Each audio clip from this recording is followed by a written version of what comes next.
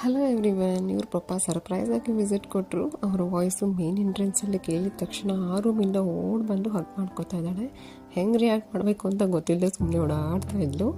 ಅವಳದು new jacket ಅಂತ ಹೇಳಿ ತೋರಿಸ್ತಾ ಇದ್ದಾಳೆ. ಅದಾದಮೇಲೆ ಆ್ಯಸ್ ಯೂಶುವಲ್ ತುಳಸಿಗೆ ರಂಗೋಲಿ ಹಾಕ್ತೀನಿ, ರೇನ್ಬೋ ರಂಗೋಲಿ ಹಾಕ್ತೀನಿ, ಅಮ್ಮಮ್ಮಂಗೆ ಹೆಲ್ಪ್ ಮಾಡ್ತೀನಿ ಅಂತ ಮಾಡ್ತಿದ್ದಾಳೆ. ನೋಡಿ ಎಷ್ಟು ಚೆನ್ನಾಗಿ ಹಾಕಿದ್ದಾಳೆ. ಅಷ್ಟರಲ್ಲಿ ನಾನು ಸ್ವಲ್ಪ ರಂಗೋಲಿ ಎಲ್ಲ ಚೆಲ್ಬಿಟ್ಟಿದ್ಲು. ಅದನ್ನೆಲ್ಲ ಗುಡಿಸಿ ಸ್ವಲ್ಪ ಸಿಟ್ಔಟ್ ಎಲ್ಲ ಕ್ಲೀನ್ ಮಾಡಿಕೊಂಡೆ. ಇವತ್ತು ಬ್ಯಾಂಗ್ಳೂರಿಗೆ ಹೊರಡಬೇಕು, ಹಾಗಾಗಿ ಸ್ವಲ್ಪ ತರಕಾರಿ, ಹಣ್ಣು, ಸೊಪ್ಪು ಎಲ್ಲ ತೊಗೊಳ್ಳೋಣ ಅಂಥೇಳಿ ಹೊರಟಿದ್ದೀವಿ. ಮನೆಯಿಂದ ಒಂದು 2 ಕ್ರಾಸ್ ಮುಂದೆ ಅಷ್ಟೇ. ಅಲ್ಲೇ ಎಲ್ಲದೂ ಚೆನ್ನಾಗಿ ಸಿಗುತ್ತೆ, ಎಲ್ಲದೂ ಫ್ರೆಶ್ ಆಗಿರುತ್ತೆ. ಹಾಗೆ ಪಾಪುಗೆ ಲೈಟಾಗಿ ವಾಕ್ ಆಗುತ್ತೆ ಅಂತೇಳಿ ಬಂದ್ವಿ. ಸೊ ನಾನು ಬ್ಯಾಂಗ್ಳೂರಿಗೆ ಹೋಗುವಾಗೆಲ್ಲ ಇಲ್ಲಿಂದನೇ ಒಂದು ವೀಕಿಗೆ ಹಾಕೋಷ್ಟು ಎಲ್ಲ ತರಕಾರಿನೂ ತೊಗೊಂಡು ಹೋಗ್ಬಿಡ್ತೀನಿ. ಕಂಪ್ಯಾರಿಟಿವ್ಲಿ ತುಂಬ ಚೆನ್ನಾಗಿ ಸಿಗುತ್ತೆ ಇಲ್ಲಿ, ಹಾಗೆ ಪ್ರೈಸ್ ಕೂಡ ಕಡಿಮೆ.